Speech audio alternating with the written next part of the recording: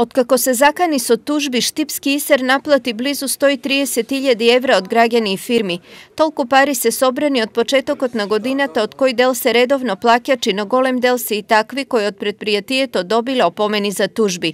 Dosega se sklučeni i nad 30 pogodbi so građani koji što saka dolgod za potrošena voda da si go platat na rati. Znači, javното предприятие со цел да им овозможиме редовно плаќање на граѓаните и улеснување во однос на плаќањето на натрупаниот долг кој што им заостанал за плаќање, постојано и во континуитет донесува одлуки на управен одбор во кој што на граѓаните им дозволуваме склучување на спогодби за плаќање на заостанатиот долг на рати, кои што се движат до 12 месечни рати во зависност од висината на основниот долг и на луѓето кои што ќе сакат долго да го измират во целосно ослободување од каматата за задоцнето плаќање. Од Исер се категорични дека оние кои што нема да си го подмират долгот или нема да склучат договор ќе бидат тужени.